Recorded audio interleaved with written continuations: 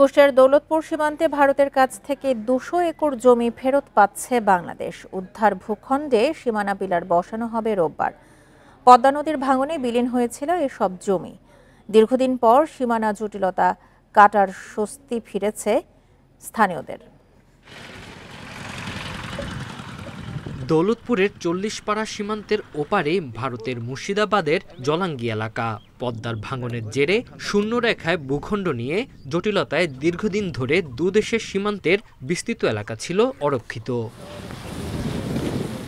এ নিয়ে গত সেপ্টেম্বরে বিজিবি বিএসএফ বৈঠকের পর যৌথ জরিপে ভারতের কাছ থেকে প্রায় ২০০ একর জমির মালিকানা পায় বাংলাদেশ। বিজিবি সাদা নিশানা টাঙিয়ে তা দখলে রেখেছে। এলাকাবাসীর দাবি, নিজেদের ভূখণ্ড হওয়া সত্ত্বেও সেখানে যেতে বা চাষাবাদের সুযোগ পাচ্ছেন না তারা। বহুত জমি, ভারতের জমি, বাংলাদেশের জমি বহুত হারিয়েছিল নদীতে। ওরাও জমি পাইছে, আমরাও পাইছি। বিজিবি বিএসএফ সমন্বয়কারী ওরা হচ্ছে আমাদের পিলার বসাই দেবে। আবাদ করতে গেলে আমাদের বাধা দেয়। তো আমরা যদিও জমিগুলা সুফল পাই যেতাম তাহলে আমাদের একটু সুবিধা হতো। তবে অপেক্ষার অবসান ঘটেছে এবার। আগামী ১৯ জানুয়ারি রোববার সীমানা পিলার স্থাপনের মাধ্যমে আনুষ্ঠানিক দখলে আসবে বাংলাদেশের। সার্ভে অফ বাংলাদেশের কাছে চিঠি দিয়েছে। আগামী ১৯শে জানুয়ারি আমাদের পূর্ববর্তী ৬টি পিলারের যে সংস্কার কার্যক্রম হবে সেটির পরবর্তীতেই আমাদের এখানে চূড়ান্তভাবে পিলারও ইনশাল্লাহ নির্মাণ হবে। আর পিলারটি একবার নির্মাণ হয়ে গেলে জিনিসটি চূড়ান্তভাবে সমাধান ঘটল। দুই দেশের যৌথ জরিপ অনুযায়ী ভারতের অংশে যুক্ত হয়েছে ৪০ একর জমি। Independent news. ঢাকায় সংক্ষুব্ধ আদিবাসী ছাত্র জনতার উপর হামলার প্রতিবাদে খাগড়াছড়ি ও রাঙামাটিতে বিক্ষোভ মিছিল ও সমাবেশ করেছে পাহাড়ি শিক্ষার্থীরা। সকালে খাগড়াছড়ি সরকারি কলেজ থেকে সংক্ষুব্ধ আদিবাসী ছাত্র জনতা ব্যানারে এ কর্মসূচির আয়োজন করা হয়। শুরুতে একটি মিছিল শহরের শাপলা চত্বর ঘুরে চেঙ্গি স্কোয়ারে গিয়ে শেষ হয়। পরে সমাবেশে বক্তারা অভিযোগ করে বলেন, পাহাড়িদের দাবি আদায় আন্দোলন দমনপীড়ন করে বন্ধ করার চেষ্টা করছে সরকার। দোষীদের গ্রেপ্তার ও বিচারের দাবিতে রাঙামাটিতেও বিক্ষোভ সমাবেশ অনুষ্ঠিত হয়েছে। সকালে সংক্ষুব্ধ আদিবাসী ছাত্র জনতা ব্যানারে শহরের জিমনেশিয়াম এলাকায় সমাবেশের আয়োজন করা হয়। সরকার সরকার পতনের পর এমন বৈষম্য বাংলাদেশ চায়নি। আমরা বৈষম্যহীন একটা সুন্দর রাষ্ট্র গঠন করতে চেয়েছিলাম। আমরা আদিবাসী বললে ওদের রাগ হয়, হিংসা হয়, কেননা আমরাই আদিবাসী, সেই প্রমাণ আমাদের আছে। আমরা সেই যুগ যুগ ধরে আমাদের ঐতিহ্য সংস্কৃতি পালন করে এসেছি। খাগড়াছড়িতে বেড়েছে শীতজনিত রোগ ব্যাধির প্রকোপ। আক্রান্তদের বেশিরভাগই শিশু। গত ২ সপ্তাহে নিউমোনিয়া সহ নানা রোগে আক্রান্ত হয়ে মারা গেছে ৯ শিশু। ঝুঁকি এড়াতে আক্রান্ত শিশুদের দ্রুত হাসপাতালে নেওয়ার পরামর্শ দিয়েছেন চিকিৎসকরা। শীতের সাথে খাগড়াছড়িতে নানা রোগে আক্রান্ত হচ্ছে শিশুরা। এর মধ্যে শ্বাসকষ্ট, জ্বর, নিউমোনিয়া ও ডায়রিয়ায় আক্রান্তের সংখ্যাই বেশি। সদর হাসপাতালের বহির্বিভাগে দৈনিক ৪ শতাধিক রোগী চিকিৎসা নিচ্ছেন। শ্বাসকষ্টের মতো হচ্ছে, একটু কাশি হচ্ছে। এমনিতে কালকে মাগরিবের পরে এসে আমরা ভর্তি হচ্ছি। ঠান্ডা লাগছিল, কফ ছিল, এখন কফ প্রায় নাই। এক্সরে করাইছি, তারপরে কাশিটা একটু বেড়ে গেছে আর কি। হাসপাতালের দেয়া তথ্যে চলতি মাসের ১৫ দিনে ঠান্ডাজনিত নানা রোগে মারা গেছে ৯ শিশু।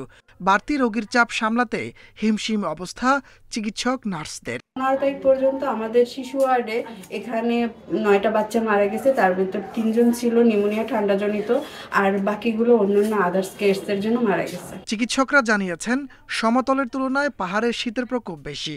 এই অবস্থায় শিশুদের বাড়তি যত্নের পাশাপাশি জটিলতা বাড়ার আগে হাসপাতালে নেওয়ার পরামর্শ তাদের। শিশুদের ক্ষেত্রে শীতে আক্রান্ত হয়ে বিভিন্ন রোগে সংক্রমণ হওয়ার আশঙ্কা থাকে। নিউমোনিয়া হয়, পাশাপাশি হাঁপানির রোগ থাকলে অ্যাজমার সমস্যা বেড়ে যায়। তো আমাদের পরামর্শ থাকবে, শীতকালে শিশুদের যত্ন নিন, শিশুরা যাতে ঠান্ডা আক্রান্ত না হয়।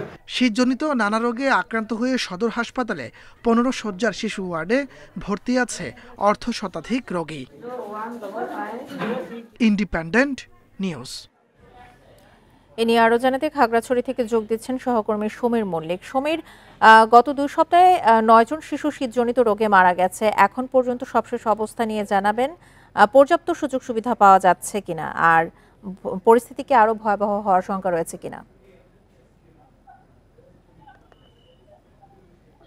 দেখুন, এখানে জেলা সিভিল সার্জনের পক্ষ থেকে যে বিষয়টা আমাকে জানানো হয়েছে, যারা আক্রান্ত হচ্ছে অধিকাংশই কিন্তু দুর্গম এলাকার শিশু, বিশেষ করে যে সমস্ত জেলা সদর বা উপজেলা সদর থেকে একটু ভিতরে, সেখানে আসলে শীতের প্রকোপটা অনেকটাই বেশি, যে কারণে আসলে আক্রান্তর পরিমাণও বেশি। আমরা দেখেছি এর আগেও হাসপাতালে যে 15 শয্যার বেড রয়েছে, এটার কিন্তু দ্বিগুণের বেশি কিন্তু রোগী আসছে তারা সেবা নেওয়ার জন্য। কিন্তু একই সাথে বহির্বিভাগে 200 থেকে 300 প্রতিদিন কিন্তু তারা আউটডোরে রোগীরা কিন্তু সেবা নিচ্ছে। কিন্তু সে তুলনায় রোগীদের পক্ষ থেকে যে অভিযোগ, আসলে ঘন্টার পর ঘন্টা তাদের লাইনে দাঁড়িয়ে চিকিৎসা সেবা নিতে হচ্ছে, এবং জনবল সংকটের কারণে চিকিৎসকরাও তারাও কিন্তু স্বীকার করেছে তাদের যে সেবা দিতে সেটা হিমশিম খাচ্ছে। এবং খাগড়াছড়ি সদর হাসপাতালে আমরা যে চিত্রটা দেখেছি, সেখানে গত 15 দিনে প্রায় 9 জন শিশু তারা মারা গেছেন, এবং এর মধ্যে 3 জনই শুধুমাত্র নিউমোনিয়াতে, বাকিরা কিন্তু শীতজনিত নানা রোগে আক্রান্ত হয়ে মৃত্যুবরণ করেছে। সে জায়গা থেকে সিভিল সার্জনের পক্ষ থেকে বা চিকিৎসকদের পক্ষ থেকে অভিভাবকদের সর্বোচ্চ সচেতনতার তারা অনুরোধ করেছে, বিশেষ করে যাতে শিশুরা কোনো রাতে শীতে আক্রান্ত না হয় সেই বিষয়টা নিশ্চিত করার জন্য কিন্তু তিনি অভিভাবকদের অনুরোধ করেছে, বিশেষ করে শিশুরা যাতে ধোঁয়া বা ধুলোর আক্রান্ত না হয়। একই সাথে তারা যাতে সবসময় শিশুদেরকে স্নান করানোর ক্ষেত্রে যাতে গরম পানি ব্যবহার করে, একই সাথে শিশুদের যত্নের জন্য বাড়তি গরম কাপড় দিয়ে তাদেরকে মুড়িয়ে রাখে, সে ধরনের পরামর্শগুলো দিয়েছে। এবং সবচেয়ে গুরুত্বপূর্ণ যে বিষয়টা বলেছে, যে আসলে আক্রান্ত হওয়ার সাথে সাথে শিক্ষার্থী যারা শিশু রয়েছে, বিশেষ করে তাদের যেহেতু রোগ প্রতিরোধ ক্ষমতা অনেকটাই কম, তাদেরকে দ্রুত নিকটস্থ উপজেলা স্বাস্থ্য কমপ্লেক্স বা জেলা সদর হাসপাতালে দ্রুত সময়ে তাদেরকে ভর্তি করার জন্য সিভিল সার্জনের পক্ষ থেকে অনুরোধ জানানো হয়েছে। শীতজনিত রোগের প্রকোপ নিয়ে খাগড়াছড়ি থেকে জানাচ্ছিলেন আমাদের সহকর্মী সমীর মল্লিক। বাগেরহাটের মোংলায় নিয়ন্ত্রণ হারিয়ে নসিমন উল্টে চালক সহ 2 জন নিহত হয়েছেন, আহত হয়েছেন আরও 2 জন। গতরাতে উপজেলার গাছের মোড় এলাকায় এই দুর্ঘটনা ঘটে। পুলিশ জানায়, রাত 2টার দিকে মোংলা থেকে পেড়িখালী এলাকায় যাওয়ার পথে নসিমনটি নিয়ন্ত্রণ হারিয়ে রাস্তার পাশে উল্টে পড়ে। এতে ঘটনাস্থলেই নিহত হন চালক দিদার মোল্লা ও শ্রমিক রোকন উদ্দিন। পরে আহত 2 জনকে উদ্ধার করে খুলনা মেডিকেলে ভর্তি করা হয়। নিহতদের মরদেহ বাগেরহাট সদর হাসপাতালের মর্গে পাঠানো হয়েছে। রাতে ফাঁকা রাস্তায় বেপরোয়া গতিতে গাড়ি চালানোর জেরে এই দুর্ঘটনা বলে ধারণা পুলিশের।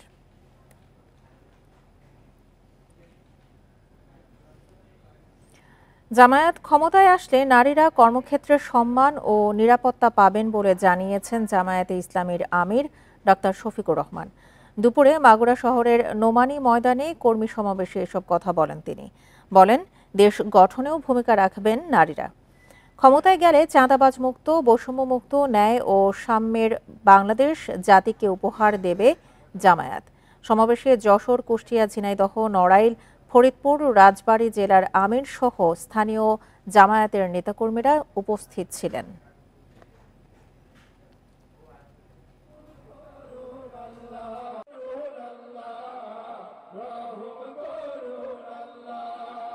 আমরা শহীদদের আত্মাকে কথা দিচ্ছি, আল্লাহ তাআলাকে কথা দিচ্ছি, শহীদদের বেঁচে থাকা আপনজনকে কথা দিচ্ছি, আহত পঙ্গু ভাই বোনদেরকে কথা দিচ্ছি, তোমাদের স্বপ্নের সেই সাম্যের বাংলাদেশ গড়ার জন্য আমরা অঙ্গীকারবদ্ধ। এতে যদি আরো বছর লাগে অপেক্ষা করতে রাজি আছে, কিন্তু লড়াই ছেড়ে দেব না। সর্বাধুনিক উপায়ে খাদ্য সংরক্ষণের জন্য বরিশালে স্টিল রাইস সাইলোর নির্মাণ শেষে এখন উদ্বোধনের অপেক্ষা। সংরক্ষণাগারটিতে 3 বছরের জন্য সংরক্ষণ করা যাবে 48,000 মেট্রিক টন চাল, যা দুর্যোগে খাদ্য সংকট মোকাবেলায় সহায়ক হবে। 2021 সালের জুনে শুরু হওয়া নির্মাণ কাজ শেষ। এরই মধ্যে শুরু হয়েছে সাইলোর পরীক্ষামূলক কার্যক্রম। এখন কেবল উদ্বোধনের অপেক্ষা। বরিশাল নগরীর 30 গোডাউন এলাকায় নির্মিত সাইলোর 16টি বিনে সংরক্ষণ করা যাবে 48,000 মেট্রিক টন চাল। বিভাগের 6 জেলাসহ দক্ষিণাঞ্চলের মানুষের খাদ্য নিরাপত্তা নিশ্চিত ও দীর্ঘদিন মজুত রাখার উপযোগী আধুনিক খাদ্য সংরক্ষণাগার এটি। সাইলোর আমাদের 3 বছরের কাজের সমাপ্তি ঘটেছে। এখানে টোটাল কাজের আমাদের আর কোনো অংশই বাকি নাই। এখন আমাদের কিছু অনুমতিগত কারণে আমাদের এখানে উদ্বোধনের কাজটা কিছুটা বিলম্বিত হচ্ছে। প্রাকৃতিক দুর্যোগ পরবর্তী পরিস্থিতিতে সাইলো থেকে সহজেই সংরক্ষিত খাদ্য দিয়ে ক্ষতিগ্রস্তদের সহায়তা করা যাবে। আর সম্পূর্ণ স্বয়ংক্রিয় হওয়ায় এটি চালাতে জনবল লাগবে সর্বোচ্চ 50 জন। চালের যে জাহাজটা সেটা আমাদের কীর্তনখোলা নদীতে আমাদের জেটি আছে, জেটিতে এসে ঘাট করবে, সে কনভেয়ার হয়ে সম্পূর্ণ চালগুলো একদম আমাদের সাইলো ভিতরে এসে পড়বে, ওই জায়গায় গুদামজাত করা হবে। এখানে আমার ব্যাগিং মেশিন আছে 4টা আর প্যাকিং মেশিন আছে 6টা। তো এই 6টা মেশিনারিতে আমরা ঘন্টায় প্রায় 176 টন পার আওয়ার প্রোডাকশন দিতে পারবো। 2023 সালের ডিসেম্বরে চালু হওয়ার কথা থাকলেও নকশা বাস্তবায়নগত ত্রুটির সংশোধন করে নির্মাণ করতে গিয়ে কিছুটা দেরি হয়েছে বলে দাবি প্রকৌশলীদের। আমাদের এখানে মূলত কিছু ডিজাইনে নিয়ে কিছু চ্যালেঞ্জ ছিল, যেটা আমাদের ব্রাঞ্চ থেকে ডিজাইনটা করা ছিল। চেইন কনভেয়ারের কারণে কিছু এলাকার লোকজনের সুবিধার্থে কিছু আমরা একটু বিলম্ব হয়েছি। সাইলোর নিরাপত্তা নিশ্চিতে সর্বাধুনিক সব ব্যবস্থা রাখা হয়েছে বলে জানিয়েছেন প্রকল্প সংশ্লিষ্টরা। দ্বারা আমাদের প্রতিটা স্ট্রাকচারে একটা করে ফায়ার সেফটির ব্যবস্থা আছে। যে কোনো মুহূর্তে যদি কোনো রকমের ফামাস বা ধোঁয়া আসে, ধোঁয়া হলেই আমাদের অ্যালার্ম সেফটির দ্বারা আমাদেরকে জানানো হবে। বাংলাদেশ সরকার ও বিশ্বব্যাংকের যৌথ অর্থায়নে নির্মিত হয়েছে আধুনিক এই খাদ্য সংরক্ষণাগার। এতে খরচ হয়েছে 332 কোটি টাকা। Independent news. হিলিতে নিম্ন আয়ের মানুষের জন্য খোলা বাজারে ওএমএস এর চাল বিক্রি শুরু হয়েছে। সকালে হিলি বাজার ও চারমাথা মোড়ে ডিলারের মাধ্যমে এই চাল বিক্রয় কার্যক্রম শুরু করা হয়। 30 টাকা কেজি দরে একজন সর্বোচ্চ 5 কেজি করে চাল কিনতে পারবেন। খাদ্য অধিদপ্তর পরিচালিত 2টি পয়েন্টে 2 টন চাল মানুষের মাঝে বিক্রয় করা হবে। প্রতি রোববার থেকে বৃহস্পতিবার সকাল 9টা থেকে বিক্রয় কার্যক্রম চলবে। কম দামে চাল পেয়ে খুশি স্বল্প আয়ের লোকজন।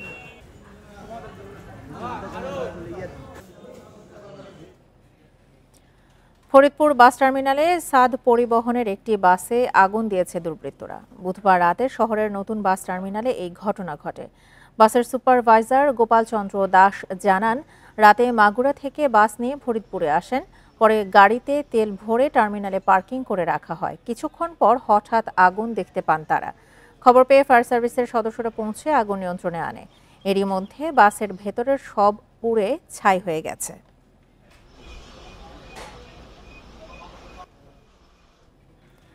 চাঁদপুরে গ্যাস সংকটে ভোগান্তিতে গ্রাহকরা, এতে ব্যাহত হচ্ছে রান্নাবান্না সহ দৈনন্দিন কাজকর্ম। গ্যাস সংকটে ভোগান্তির শিকার হয়ে লিখিত অভিযোগ দিয়েছেন ভুক্তভোগীরা। বাখরাবাদ গ্যাস ডিস্ট্রিবিউশন কোম্পানির ব্যবস্থাপক মহিবুর রহমান বলেন, শহরের 23,000 গ্রাহক গ্যাস ব্যবহার করছেন। এছাড়া একটি বিদ্যুৎ কেন্দ্র ও 6টি সিএনজি পাম্প রয়েছে চাঁদপুরে। সরবরাহ সংকটে শীত মৌসুমে ভোগান্তি বেড়েছে।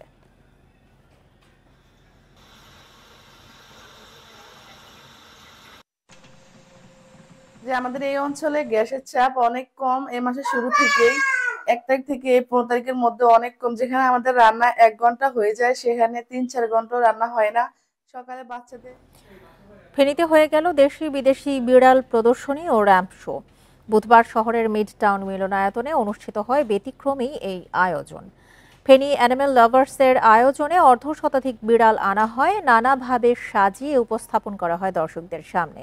ছিল বিনামূল্যে বিড়ালের চিকিৎসা, রাফেল ড্র ও পুরস্কারের আয়োজন। এমন প্রদর্শনীতে অংশগ্রহণ করতে পেরে খুশি বিড়াল প্রেমীরা। এই ধরনের আয়োজন বিড়ালের প্রতি মানুষের আগ্রহ বাড়াবে বলছেন আয়োজকরা। গাজীপুরে হয়ে গেল দিনব্যাপী চাকরি মেলা। সকালে ঢাকা প্রকৌশল ও প্রযুক্তি বিশ্ববিদ্যালয়ের উদ্যোগে ক্যাম্পাস মিলনায়তনে এই মেলার আয়োজন করা হয়। মেলায় ওয়ালটন, মেঘনা গ্রুপ সহ 44টি প্রতিষ্ঠান অংশ নেয়। এতে মেলা প্রাঙ্গণে ভিড় করেন চাকরি প্রার্থীরা। তারা বলেছেন, বিশ্ববিদ্যালয়ের উদ্যোগে চাকরি মেলায় তাদের কর্মসংস্থানের সুযোগ সৃষ্টি হবে। আয়োজকরা জানান, জীবন বৃত্তান্ত যাচাইয়ের পর যোগ্য প্রার্থীদের চাকরি দেওয়া হবে।